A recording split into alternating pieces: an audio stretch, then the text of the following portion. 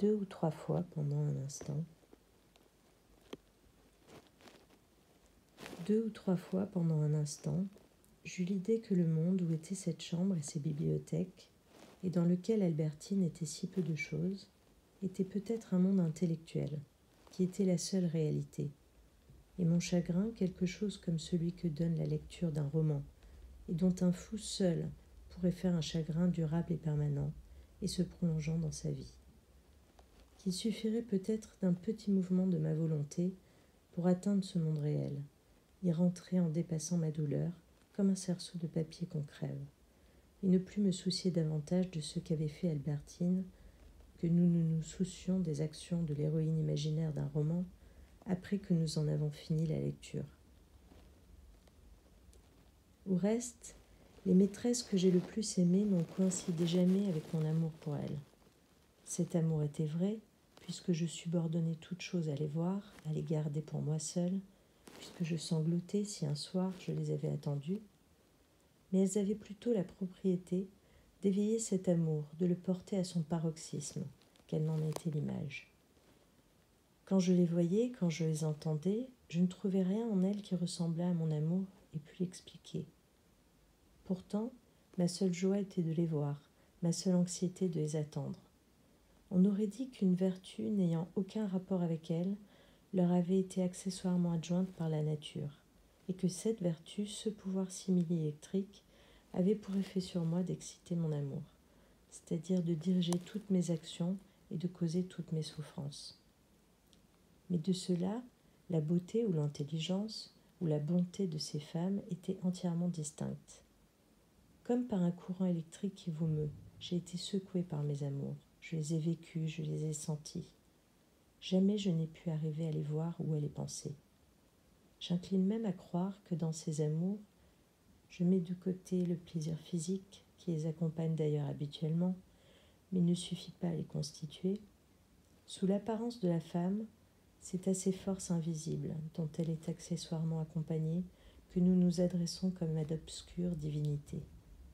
C'est elle dont la bienveillance nous est nécessaire, dont nous recherchons le contact sans y trouver de plaisir positif. Avec ces déesses, la femme, durant le rendez-vous, nous met en rapport et ne fait guère plus.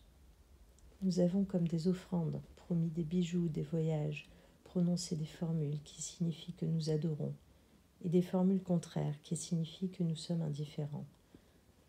Nous avons disposé de tout notre pouvoir pour obtenir un nouveau rendez-vous, mais qui soit accordé sans ennui. Or, est-ce pour la femme elle-même, si elle n'était pas complétée de ces forces occultes, que nous prendrions tant de peine, alors que quand elle est partie, nous ne saurions dire comment elle était habillée et que nous nous apercevons que nous ne l'avons même pas regardée?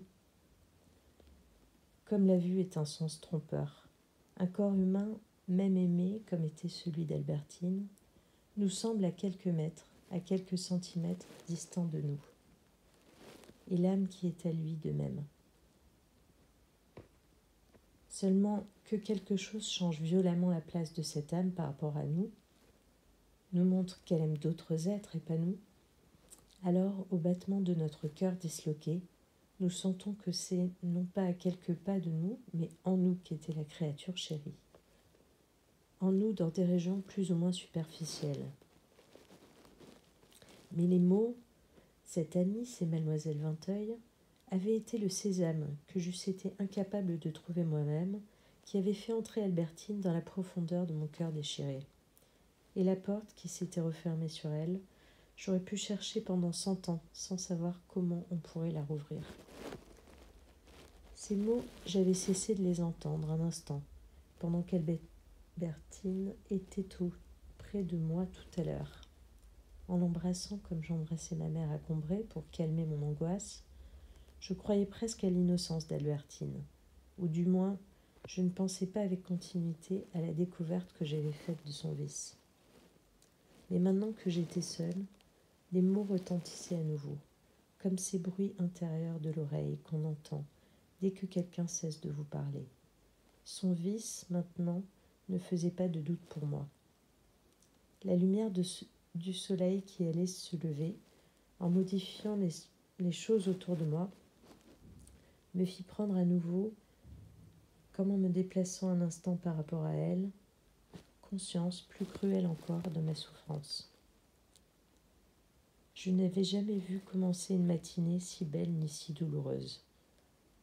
En pensant à tous les paysages indifférents qui allaient s'illuminer et qui la veille encore ne m'eussent empli que du désir de les visiter, je ne pus retenir un sanglot quand, dans un geste d'offertoire mécaniquement accompli et qui me parut symboliser le sanglant sacrifice que j'allais avoir à faire de toute joie, chaque matin jusqu'à la fin de ma vie, renouvellement solennellement célébré à chaque aurore de mon chagrin quotidien et du sang de ma plaie, l'œuf d'or du soleil, comme propulsé par la rupture d'équilibre qu'amènerait au moment de la coagulation un changement de densité, barbelé de flammes comme dans les tableaux, creva d'un bond le rideau derrière lequel on me sentait depuis un moment frémissant et prêt à entrer en scène et à s'élancer, et dont il effaça tout sous des flots de lumière la pourpre mystérieuse et figée.